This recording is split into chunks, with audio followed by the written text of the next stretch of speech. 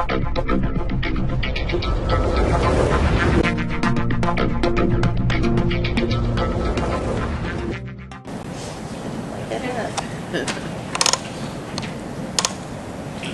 hydrocarbons generally.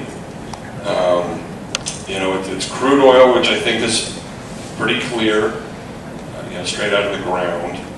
But the I don't want to. I can stand up and read the definition to you, but it includes any refined. Essentially, in my mind, it's anything refined or has been through some sort of refining process. But there's that definition comes up in several contexts. There's the collection of the feed context of is it crude oil or refined product, and the feeds that collected on that. But there's also the response and for planning.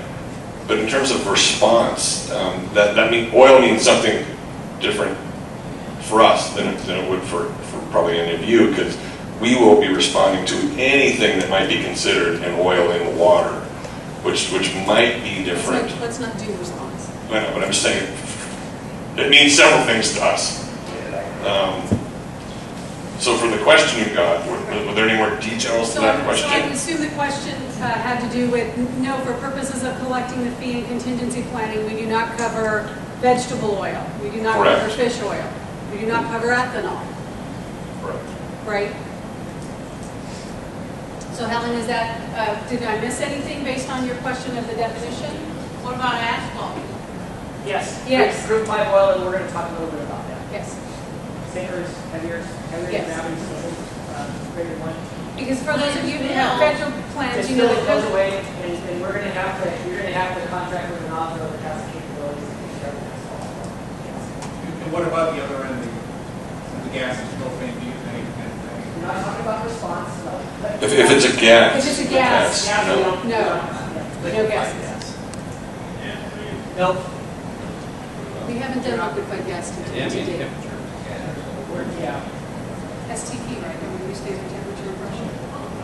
When they were talking about developing LNG projects offshore, we concluded we were not going to be regulating the LNG products because once it spilled and came out, it was going to go up, and it didn't seem like there would be much response that you could do for that, at least. Kind of like a blowout from a well. No. Goes up. Bad joke. Yes, question. Just so I'm clear, condensate, produced water, all that It stuff. has oil in it. So are we going back to the sheen Yep, concept? sludge emulsion. Yes. Just one more real quick thing. Earlier on in your first presentation, you talked about the fees that were going to be generated for the fees. Conceivably, would some of this product be double taxed or double feed if it's going from, if you come from a production facility via a pipeline to a refinery, then the refinery ships it to a terminal? Is that going to be double taxed? Our intent is that it is not double taxed. Our intent is that it's sort of, for lack of a better phrase, like a first delivery. So, using rail as an example, it comes into the state, it gets dropped off at a refinery. That would be the first and only collection point. If it then moves on to somewhere else, our intent is that it does not get taxed again. Okay, is that going to be clarified when the final regs come out so that there's no... The Board of Equalization collects the fee, and they are working on that, and they are aware of I'll say the accounting issues. A gentleman from Chevron has great accounting issues about how would Chevron track what they bring in perhaps by ship and at the terminal, and then it goes to their refinery, and they move product in and out of their facility, and it will be clarified. But the intent is no double taxation. Right. The intent is the fee will be collected at once. Tracking that molecule. Yes. Yes. Okay, I believe you said you were in Plains yesterday. We were. Yeah. So who pays the fee? Plains, they don't have a refinery out there. Yeah. Correct. But that's the first point of entry in the state. Well, it's once that oil reaches the refinery. Goes into a tank, goes into a pipe, and then eventually it'll get to the refinery, and that's where. What if a refinery has rail and exports it by pipe? be a little more specific? I mean, so, you know, train comes in from Northern California, let's say, comes all the way down the valley and goes straight to Plains. There's no refinery yet in that chain. It's offloaded, and using Plains as an example, if it goes into their pipeline, they said they can send it north or south, and at some point, it's going to hit a refinery. All right, you're saying it goes out of the state before it hits a refinery. Our working oil refinery, we right now have before the county a plan to put in a rail line. If we don't process that oil in the refinery, we put it in a pipeline and ship it out, or put it in trucks and ship it out. Who pays the fee? That's a good question, and if you have a suggestion for what that would look like, we are happy to take that comment. We understand that we may not, this was the best language that came out of the statute at the time, right? And right now we are not exporting crude, right? If we were ever exporting crude out of the state, that would be something we would need to take a look at as well. But if there are glitches, okay, glitches in terms of collecting a fee twice, or glitches from our perspective, maybe not from your perspective, of the fee not being collected, that would be helpful for us and for BOE, right? Okay. Yeah, the look on BOE space is classic. Yeah, September 18th is when we have to start collecting these fees, and just to look at them, Chevron say, hey, we don't want to get, we don't want to double pay. Question on the fee exemption. Refined products are defined as oil if they already non-refined. What fee then applies and where is that? So they're only going to give a few months when you're trying. So wait. So his collection, can you rephrase your question again? Saying you have refined products are part of this Yes. oil definition. They're not going to hit a refinery, they come from a refinery or an asphalt plant. Correct. It's an end product. Where they come in as crude, generally. They might come in as a some other mode that gets them to. Like barge goes across a dock, the fee's collected. Okay. Right. Yes. And I don't know, It says you to pay for every barrel that hits the refinery. essentially. I don't know how many trucks come in with some sort of refined product and then go straight to a refinery with that. We're assuming that doesn't happen often, but that might be another example of first entry. Somehow a refined product comes into the state and would go to a refinery and be collected at that point, if that scenario even exists. Okay. An asphalt comes in from out of state. And never goes to it. Okay. Then there's no, wouldn't be collected on that. But maybe it should. Okay. Always be grateful for what you have. I have a laser pointer. It's a ultra bright 635. You ready? Uh-oh. Huh? New batteries or old batteries? I'm not really sure. Linear 1 laser pointer. But I'm grateful because I have a little. Okay, lighten up. Come on. Jeez. Are we done talking about this, or do we need some more conversation on using the worst case scenario? For rail. For real. Okay. Here is the daily recovery concept discussion. We looked at other states that are struggling with rail. Here's a concept that some other state came up with. It's a 3-hour requirement. It gets air monitoring. It gets an initial response to a significant hazard within 3 hours. This is what they proposed. Like Eric said, we have an immediate requirement. When they're transferring, we have a 2-hour, 4-hour in high volume ports. We have a 6-hour, 12-hour, any kind of those out. And they're all the way up to 60 hours. This 3-hour just basically says, hey, we want something there quickly. Yes, we're concerned about public safety. We're concerned about responders. And that's the number one objective. Spill response.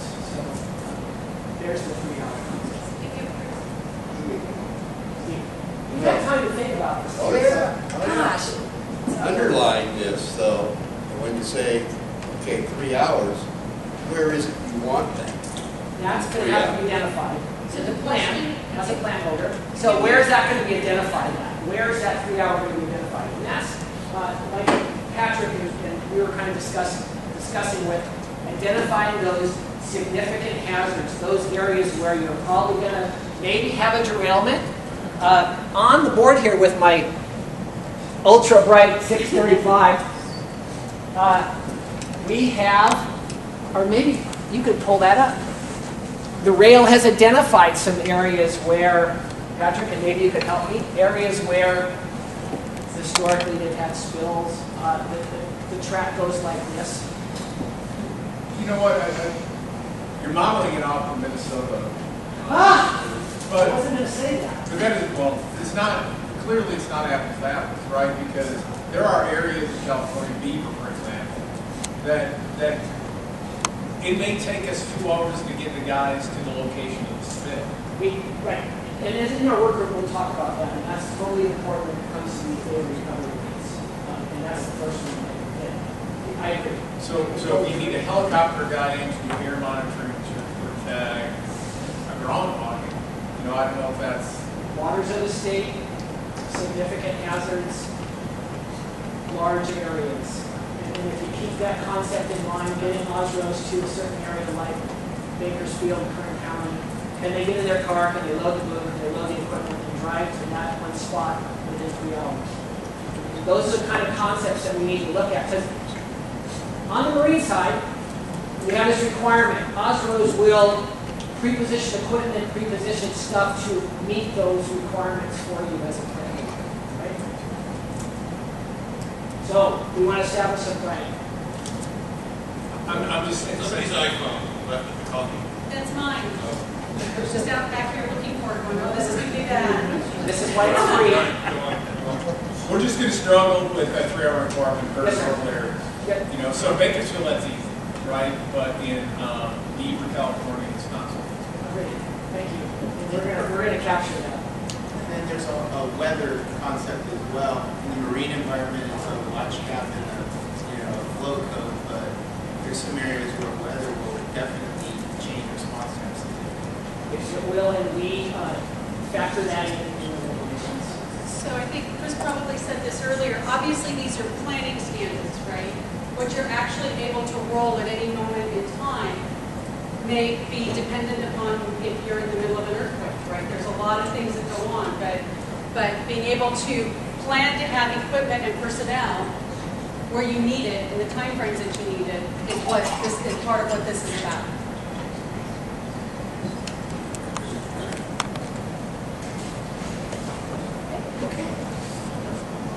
So here on the map, and maybe you could zoom into this area right here for me. Our areas in red are the, what do we call these again? I forgot. Aren't those high-risk rail areas? High-risk rail areas. Patrick, do you know what these areas are called? And I don't know who identified them. Yeah. Okay, so they're already out there. I was talking to the guy Monday from the Energy Commission, and he said these were developed by the PUC for high threat? More than risk, because it involved infrastructure capabilities like hazardous material response and those kind of things. So it wasn't necessarily something that's inherently risky about a particular stretch of track, but it also rolled in the local agency capability for hazardous material response and all of those kind of things. So some of that being beyond the realm of what you guys have. Chris, what I was going to say is that some of this information was generated by the governor's rail safety work group, and so I sit on that work group, and so part of it was you may all know that they came out with a report a couple of months ago, and so part of what they were trying to capture was the risk associated with track, right? Whether it was through Feather River Canyon and you have an incline, right? We know that a certain amount of spills, and I always get these numbers wrong, so you may remember, Chris, that 3% of the track has 12% of the spills, okay, or 12% of the derailments. And so added on top of that was what are local emergency response capabilities, right? Are they a type 1, type 2, type 3, hazmat? What are the population areas? What are their sensitive ecological considerations? So there's a lot that goes into that. I think Chris is just using it as an example of things that have already been mapped and what we do with that with respects to equipment. Because if I stood up here and didn't have any examples, you guys wouldn't have anything to put on. That's right. And that's why we're asking. So here comes the tank car daily recovery rate beyond 6 hours. Yeah, looks like that. So this is 10 cars. This also, on the marine side, you're going to see the on-scene time frames, notification on scene, equipment on scene time frames, and then this EDRC, which is effective daily recovery capacity. You're not even going to let me finish before you. Well, no, it's trying to draw a parallel to the marine side. It's not really. The 100% is like 60 hours. Where now, you're saying 24 hours. I am, because this is only a concept. This isn't really the way. This is just a starting point. You could have put X's in the hours. We could have put X's in the hours. Right. You're welcome, sir. Thank you. So the reason why the percentage of contained is on there, because the concept of the rail, you know, we're talking some areas in California that are not clearly defined, and I think Patrick alluded to that. You know, you have lots of geographic differences, diverse areas, and you know, do we need boom to get some of it contained immediately? If you can make a chart like this, you need to, don't you think, fast water versus slow water? We're never going to get the recovery rates in fast water 24 hours. Yeah, you're right. So there are That's a great. some fast yeah, water is not that's a safe, great- but anyway. We can't. And you, as the plant holder, are going to have to look at areas where your equipment's either going to need to be closer, let's say, or you can meet this requirement because it just goes on the ground. And the facility or your rail is a quarter mile away from the water. Can they drive up to Bakersfield from LA in 6 hours and meet that time frame? I'm guessing. Yeah, so this is just a starting point. The 8,200 barrels of EDRC on the marine side, most OSPRs can get that pretty quickly on scene. They can knock out 8,200 barrels of on-water recovery depending on the skill and its capabilities pretty quickly. They need 24 hours. For the most part, they can get equipment on scene. These are just an example, just numbers on how we like to tier and cascade in requirements for the world. And you may have brought up a point, and you heard me start with, you know, we are mindful that inland is not marine. Okay, so fast water versus slow water. I mean, on the marine side, we talk about eddies and tides and all of those types of things. So again, Joy got the comment, but again, a concept. The tiering concept, certain equipment in certain places by certain times. Do you Eric. have a concept in mind for storage? But it gets to that. Very good. Segue.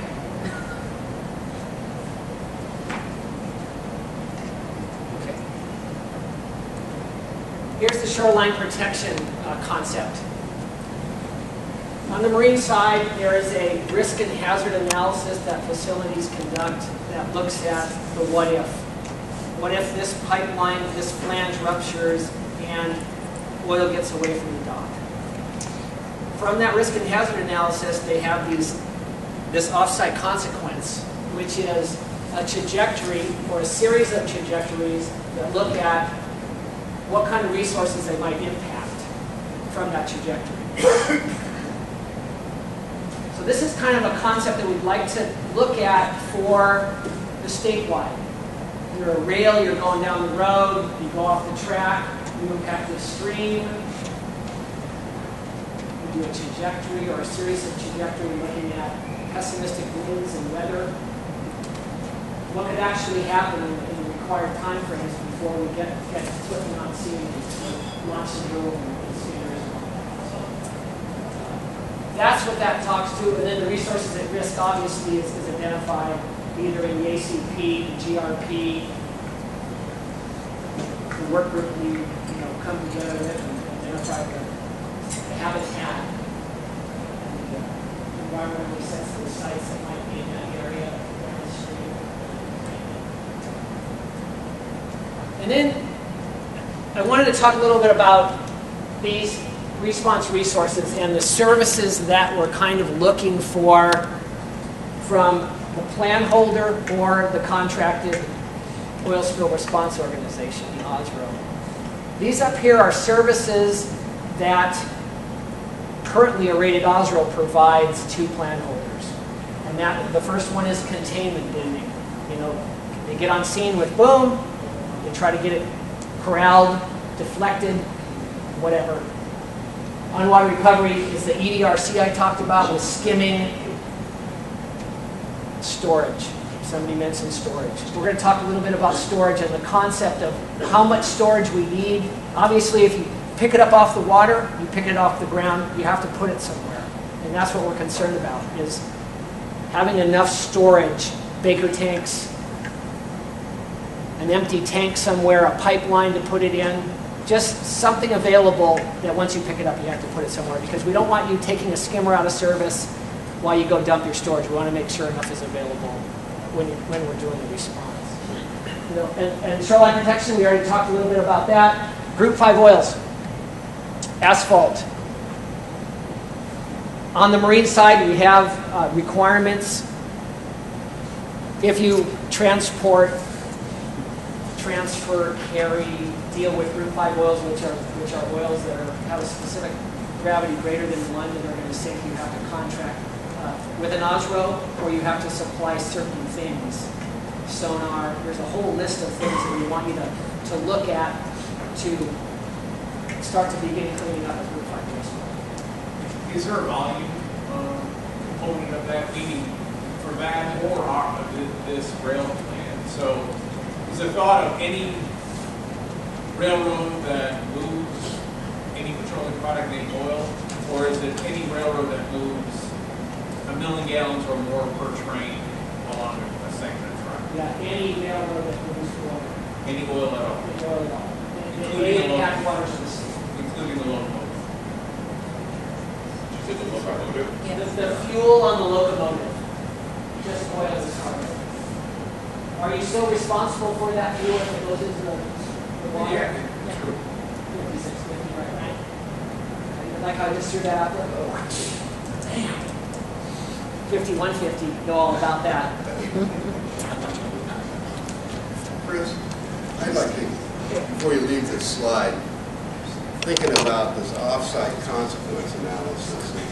By definition, we're saying railroads are a facility. We are. But with the facility comes kind of a notion that it's a fixed place. It does. And so the offsite consequence analysis makes sense for a fixed facility somewhere. But when you think about a railroad that goes the length of the state, It does. how in the heck are you going to capture offsite consequence analysis? What is the basis for doing that? Every section or every high-risk section? Or what do you? So I'm the rail, and I have to look at where I may have a significant impact to waters of the state. Right? Like a vessel that transits into San Francisco Bay, there are some hazards that they have to watch out for in Atlantic Ocean, right? Rocks. We used to think bridges, they would never hit bridges. They hit bridges. We'd be wrong. So now we plan for that. But for the rail, I think their biggest challenge is going to be to look at, and I have no idea. This is just, we're thinking about concepts about how are they going to identify these significant hazard areas, and then how are they going to plan the response resources on those areas. And that's going to be a challenge.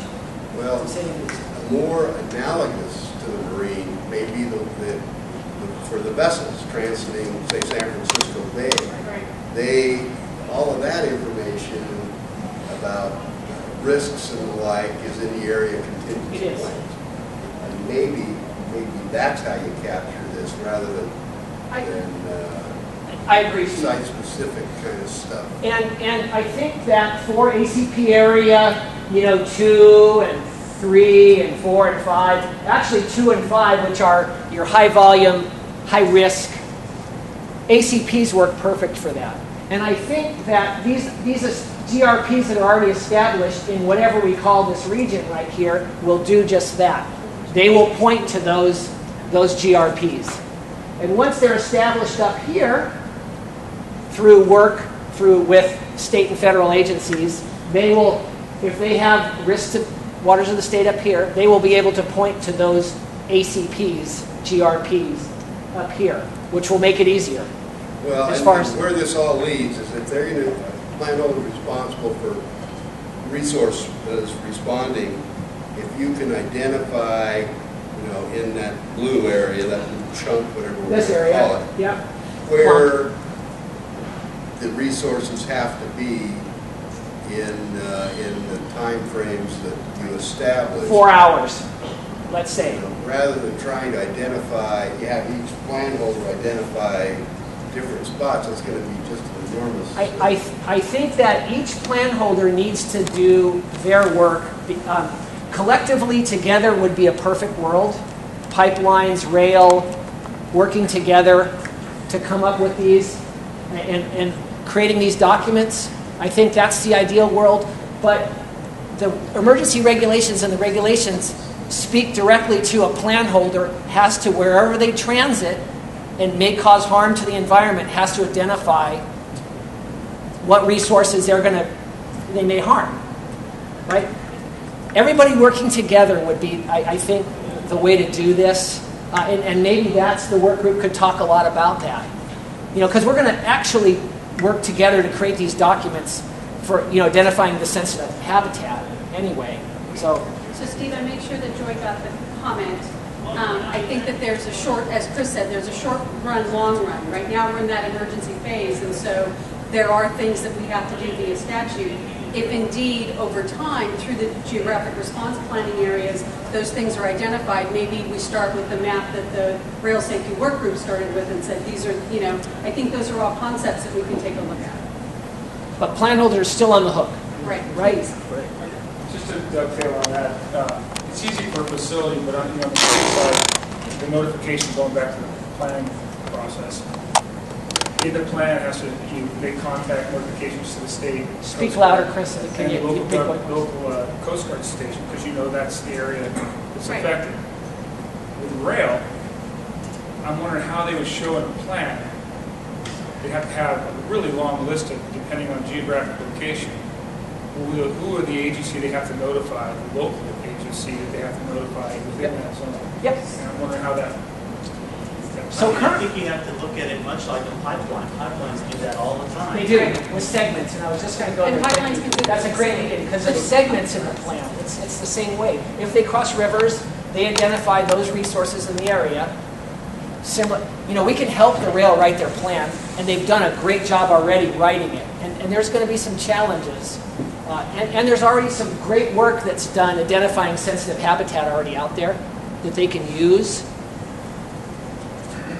But yeah, it's a challenge. Where in this blue area, let's say you're a rail and you have a reasonable worst case spill here, and this is like a rushing river. All these other ones are pretty much covered in a sense. The habitat might be a little different. There might be a turtle or something. Thank you, Mike. But yeah, once the resources can get there within a time frame that we establish, all spills are different, so the unified commands are going to make the decision to go here, go here, go here, boom this, deflect it here. And that's really our goal, is to get resources there quickly, maybe to the middle of this, if I'm BNSF or Union Pacific. Any To other meet those questions needs. or comments on this? Because I know. But that's a good, thank you, Chris, we'll capture that. Yeah, Joy got it, please. Yeah, I mean, within the pipeline realm, the government publishes these areas, and within pipelines, there's 4 different categories that constitute a high consequence area. And if you're within that, you have to do certain things to your pipeline. Are you going to look at using some of those same, the ESA, environmentally sensitive area, Right. geography, We are. definitions? We currently do on the marine side. Right, so I'll have Joy take the comment. Right. Thank you, that's a Yeah. good point. Yes, we are. Yes, Eric? So if we're following the marine concept, the planning process always follows the hierarchy, NCP, our regional contingency area, state plan. What modifications have you guys made to your state response plan so that the plan holders or the proposed plan holders here can kind of fall into line? Okay, so I'll let Ryan talk about that. Are you talking about the state oil spill contingency plan? Yeah, have you already modified it so we can, as plan writers, we can go into your plan and say, oh, now we're all in line, everybody's speaking the same language? Yeah, that's not going to be any help. Sounds like ACP. Good try, though. Yeah. No, it sounds like the state oil spill contingency plan, which is already a statewide inland and marine waters. It already addresses those. But the document itself is really, it's a guiding document. It has some, what agencies do. Ryan is our expert on the state oil spill contingency plan. It meets the letter of the law, but it's not any real guidance document for plan holders to. So it currently covers statewide. It does. It currently covers statewide because we So the really quick want answer to to that question is that it currently covers statewide because it was bigger than OSPR, right? And it's bigger than oil. It covers all kinds of things. We are, I mean, other state agencies are going to have to take another look at how that plan needs to be updated. But if you want to reference that plan right now, it is currently, We'll It's- capture yeah. that. That's a good comment, Eric. Or are you planning to expand the role of the area's contingency plans? Like I showed you on the first map, the ACP areas, drawing a line out from them is a concept and just expanding the ACP area concept. Local government's pushing on the LEPC maps. So we have a lot of ideas on what the right concept is for breaking the state up. into geographic response Well, plan. that's your geographic, but the ACP is a very big part of everybody's contingency plan. Right. It is. It is. I mean, they go, it's like peanut butter and jelly. So Right, and we're hoping what to is the do, jelly for these plans? Do you Right. have- There is no jelly yet. there is no jelly yet. And you, need to if go you, to the store. right. And 23 years ago, when OSPR was rolling out emergency regulations on the marine side, there was no jelly yet either. Right, so we're kind of in that, Baby steps. we're kind of in that place. But that is the concept. The concept is to have those geographic response plans analogous to the area plans inland that would have the hazards identified, would have trajectory analyses in there, would have shoreline protection strategies in there. We're just not there yet. And Eric, and you know as well as I do, when there's a spill, the contingency plan really never comes out. If it does, it's just to make the state happy. It's the ACP. That's the guiding document that they use for spill response. That is the response plan. So, Just not. so I just have I know that, so I'm mindful of time, and we are scheduled to be done at noon, so I'm going to try my best to keep us on that time frame. We have about 45 minutes left. I know Chris has storage, right, left? I think you have storage left, and then we have certificates of financial responsibility that Mike Zamora is going to cover. So my question to the group is, after your question, can we move on to temporary storage, and then I'll take any series of questions that are still here for Chris's, and then we can move on to certificates of financial responsibility. Is that acceptable for everyone? Shaking heads, yes, please. Bam. Yes, okay, thank you. Please. Concept. Oh, whoop. On the He had a marine question. side. He had a question. Right here. So within the definition of water of the state, do you have an idea of the scalability of your resource planning, response planning for historically dry waterways? No. Okay. Yeah, we don't. Because these dry washes and stuff, we're struggling with the concept of contingency plan holders, and we'll talk a little bit about this afternoon, submitting a contingency plan if you impact dry washes. Is that what you're asking? Yeah, I Basically? have inland facilities that Right. have the potential to become a worst case scenario than my coastal facilities just because of volume. Right. So I didn't know how Right. scalable. We are We're looking at it. totally looking Right. at that, and we have not addressed that. Absolutely. This has been one of the hardest things because of Bakersfield alone. It's easy when you're right by the water, but these, a quarter mile away is really hard to get a good grip on. Right, and we've got rail lines and pipelines that run over the top of dry water, blue Right. waterways. Blue waterways. Blue lines. Right, blue lines. Yeah, we looked at Right. blue lines. So we're looking at that. So if you have a suggestion what you think it might be. I was just curious to see Okay. if you guys had Great. started to move that Okay. direction. Another hard question. Concept, temporary storage. Talked a little bit about this. Why do we need it? Well, I explained that because you need to put your skimmed oil somewhere. On the marine side, we went from way too much temporary storage to a more reasonable temporary storage. And I know there's some Mazras in here. This is really down to the bare minimum. This concept here talks about you pick it up, you got to put it somewhere. That's really all this is. It's not 2 times the EDRC. It's not 3 times. It can be. We need to talk about that. What is reasonable? Skimmers are efficient. They pick up, some pick up 90% oil, 10% water. Some skimmers, depending on the operating environment, you're not going to skim in a rushing river, obviously. You're going to deflect it to the shore and do shoreline cleanup. So operating environments, derating these skimmers down, lots of in-the-weeds stuff that we're not going to talk about here, but we are going to address the concept of how much temporary storage we need for an inland type response. Lots of Baker tanks driving down the road. Helen, how long is temporary, and how does this integrate into the air resources board, following VOC? How long is temporary? Is it the 90 days to allow you to handle oily waste? Is it 10 days? Is it based on the risk of where you're located? There's a whole lot of questions. Yeah, I didn't probably explain this well enough. I'm sorry. I think this temporary storage is really all about you don't own it. There are like barges, empty barges on the marine side that you're going to bring to the incident, and you're going to put oily water and oily waste into. Okay, but we're in the No, and that's why it's a concept. Can you just put some Baker tanks into your plan and call that good? So I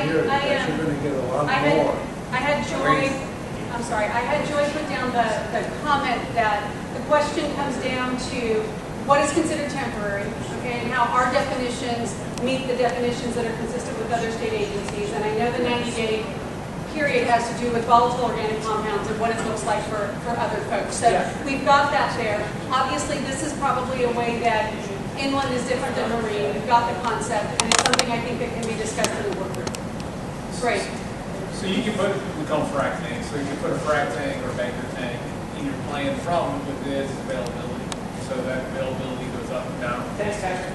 And then once we put it in a frac tank or Baker tank, then we find a disposal. Right, and we address that too with regulations. And, it's back to the dedicated, non-dedicated thing I talked about, huge when it comes to temporary storage, right? You can list all these big tanks you want, and then if you really have an incident and they're not available, I don't want to stand in front of the camera and say, well, we have to stop because we don't have the storage. So we created a 6-hour dedicated for storage, which is a huge lift for oil spill response organizations because you have to buy these temporary storage devices that you rolling them out is a huge thing. Does the temporary storage device, frac tank, Baker tank, then have to meet the volatile organic regulation for the area you're in? Right, and we took that comment down. That was the comment that's a piggyback on the comment that Helen made. So And that's probably more than for a contingency plan requirement. Right. We're looking at just putting skimmed oil into a storage device. And that's something that we do in the response to the unified command and MOUs that we have with other state agencies on the marine side. So it's also something that we could take a look at for the inland side as well.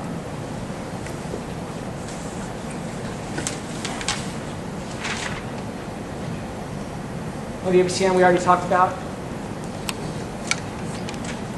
tell us you contract with OWCN or you do it yourself? Drills and exercises. I have a quick question, and I'm new with this whole thing. Can you go one slide back? Sure. Under the Unified Incident Command, with this wildlife care network, who would they actually be working for? So do they work for the responsible party, or do they work for the incident command, or for the state, we recoup the cost? How does that all work? Because when we approached them, none of them would ever sign one of our contracts, so. Really? That's interesting. Go ahead, Ryan. So on the marine side, and I'll try and make this really fast, on the marine side, there was an ongoing discussion about how wildlife rehab would happen. Because the administrator has the responsibility to provide best achievable care. And so in the beginning it was, okay, do we want to try and contract with all these small rehab organizations, or do we want to establish an overarching organization, the Oil Wildlife Care Network? Okay, they are funded out of that per barrel fee now, and they are there for response throughout the state now. And they used to be on the marine side. So the Oil Wildlife Care Network typically gets called out through OES, through OSPR, and they work within the Unified Command. A lot of times they bill directly to the responsible party, and they are under operations in the wildlife operations section. They don't typically like to sign, and I don't want to speak for OWCN, but in general, they don't typically like to sign retainer contracts outside of the network because they are already called out through us. If you don't want to use OWCN, if you want to use International Bird Rescue or Wildlife Care or any of the other groups, or do it yourself, you can do that, but you have to demonstrate to us how that meets best achievable care. So you don't need to have a separate contract with OWCN. If you're in California, they get called out as a part of OSPR. And you just list them in your plan. Right. You just say, we're going to call OWCN. It's that simple. Right. Really, is that simple. There used to be a contract, right? Didn't we establish a contract with them or something, or no? They have their own contract. They have their own contracts. They're called out, they become the responsible party with their contract, and they, Okay. what our services are our agreement. Right. When there's a spill. Alternative is if you don't sign that, I mean, they're still working at the direction of the Unified Command. Yeah, Correct. right. And if you don't want to sign their agreement, that's fine.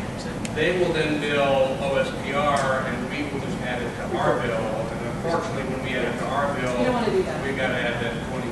That's response. This is contingency plan requirements. That's really what we're trying to focus on today is the contingency plan requirement part. And it's just, I think, one line in the plan. Any other questions on OWCN? And Chris, I think this last slide has to do with drills and exercises, so maybe we can spend 10 minutes on that. Okay. Okay, you're fine. Drills and exercises.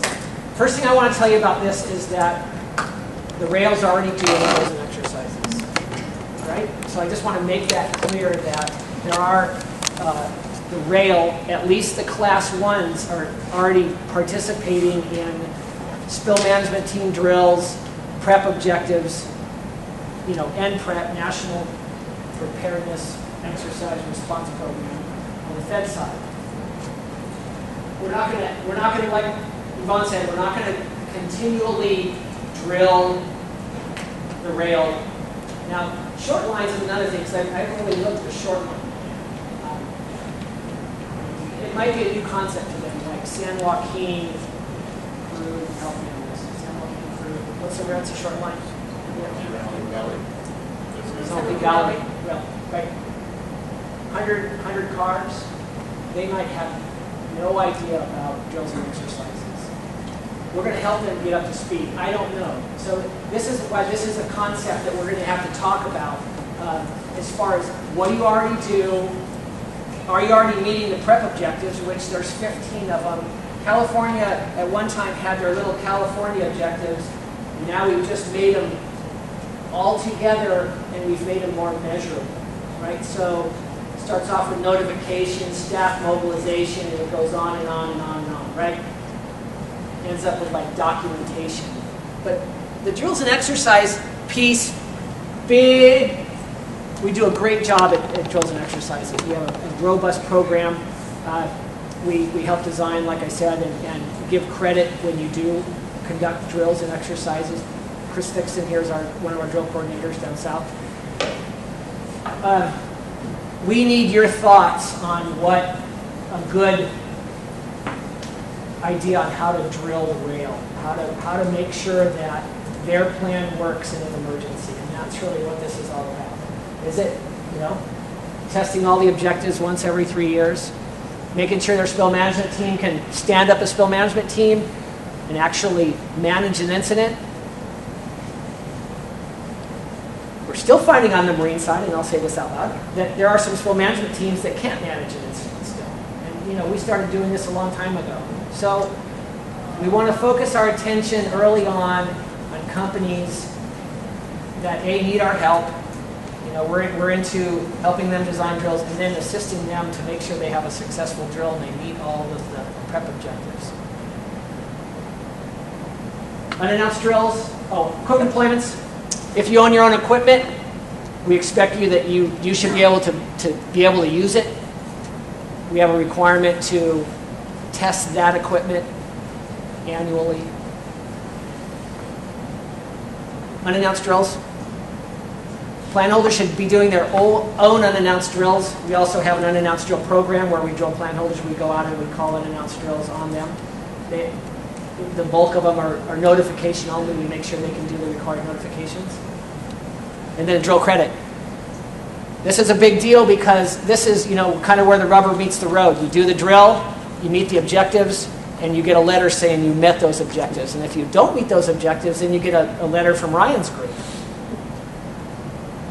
that basically says, hey, you didn't meet the objectives. You need to do that. So, Chris, you want to talk about substitution a little bit? Can. So, just a smidge. Right? Talked about it earlier. We want to just reinforce the idea of you have a plan and you test that plan, whether it's a federal plan or another state agency plan, that we're going to take those substitute plans work for us. If you do a drill and there's somebody there from a federal or state agency and you say, you have a drill and you say, this person, Chris was here from Department of Fish and Wildlife, we will take those and use those as your pre-drill. We'd like to participate. We'd like to know about them. There's a requirement that you have to tell us ahead of time that you're going to have a drill. We'd like to attend. We'd like to help you. But the bottom line is that these substitute drills that you're already doing, we're going to count. We don't want to make you redo. Once we're pretty confident you're a spill management team, and now that we're a statewide program, and we still have the same amount of people temporarily, hopefully we're higher, that we're going to try to look at what other agencies are doing and give credit for this. So if you're a plan holder, rest assured that we're going to be looking at that. We're going to have a work group that's going to talk about that. Chris is going to spearhead that. Internally, we're going to try to come up with some ideas that if you're a smaller rail, are the objectives significantly less than the big class ones? Or if you're a production facility, like on the marine side, if you're a marine facility, you have to do 1 through 15. If you're a small marine fueling facility, less risk, less people, you have to do this many objectives. And we took out, we made it more realistic. We made it more make sense. And hopefully we can do that with rail also. Rail production facilities and pipelines. That's my, I think that's, and then we're going to have, we're going to have a summary and not hopefully talk about the same things that I talked about. No, of course not. I wasn't digging up the other stuff. So again, I am mindful of time, and unlike at the Sacramento meeting, we did a lot of the discussion during Chris's presentation. So when Chris was talking about summary, it was just to make sure that you all provided the input that you wanted. And so in terms of substitute plans, being able to have a consistent plan and then maybe our plan just be an addendum to that plan, is there anything else that folks wanted to add to that concept? Okay. Reasonable worst case spill volume, we talked about that a fair amount. this morning, but I just wanted to make sure, sort of going once, going twice, if there was anything else folks wanted to add to that. Yes, please. In one of your previous scoping documents I read, Okay. there was the discussion of 5 cars. Have you guys gone off 5 cars? Go ahead, Chris.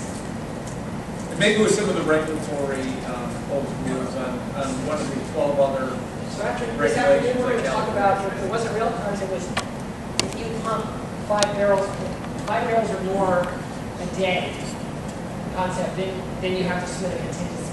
That's maybe where the 5 barrels a day, because we started off with 400 and something, 438 plan holders, and we tried to reduce that number down. Okay. And we'll talk a little bit about that. Excellent. That's Thank you. Great, thanks, Chris. So, anything else about reasonable worst case spill with respect to rail? Going once, gone. Okay. Daily recovery rates. That's the concept of cascading equipment in. I think Steve's comment was a good one. That that chart was provided as an example of what that might look like. I mean, maybe we'll take the numbers out of 6 hours and 24 hours and put in X's. It's more a concept, so that you're able to bring equipment in over time. Please. So NOAA's got a document out there when they look at the bottom sweep crews that evaporation of the crude is about 50% would be lost in 24 hours. Is that going to your daily recovery rate? So, Chris. Okay, so in our current regulations, we have this persistence and emulsification factor. Pretty complicated. It's pretty complicated to me. It takes in, obviously, the difference between gas and crude oil, and then emulsification crude oil versus something that just goes right up in the air. That was, I think, important early on to look at. All I transfer is gasoline. Why should I have to have this big old response plan volume? You're not going to respond to gasoline, number one. Number two, you're not going to skim and put it somewhere. I mean, if you do, you're crazy. So, bottom line is that we took that concept out of this rail idea. We took out the whole resistance multiplication because we're looking at the volume, and it sort of kind of works. And if we put it back in, it may work, but you see where I'm going? So I guess I agree with everything you just said, but the difference between the crude that we're moving and gasoline is not that different. So if you're saying that we should not move crude, so what I can have Joy. gasoline, I think we have to all. Okay. So what I can have Joy do is talk about. I can ask Joy to put into the notes that maybe we need to take a look at the weathering characteristics of the oil that you're dealing with. That's really what you're talking about, whether it's evaporation or emulsification or whatever. Yep. Okay. Great. Any other questions about daily recovery rates, OSROs? Going once, twice. Okay. Sensitive site protection. We had some good discussion on that. Obviously, we know that on the marine side, what we saw early on was trajectory analyses and identification of that in plans. We have now a robust area planning process on the marine side. We are hoping for something similar on the inland side with geographic response plans, but we're just not quite there yet. So this is where I think if you're interested in this topic, working on a working group would be good. Are there any other comments that people feel we want to get down before we move on, that we want Joy to capture? Okay, and then finally drills, which Chris just covered. Obviously we are mindful of the fact that there's a lot of drilling that goes on. Local level, state level, county level, federal level, and so we will have our own requirements. We would like them to be value added to the requirements that are already there, and to the extent that you have demonstrated the ability to do some of our requirements in another drill, we would accept that as substitution for those requirements. In addition to that, is there anything that folks want to add that we want Joy to capture for drills? Going once? Twice? Excellent. Okay, so maybe we can give Chris a round of applause for a lot of the meeting and a lot of the talking, and then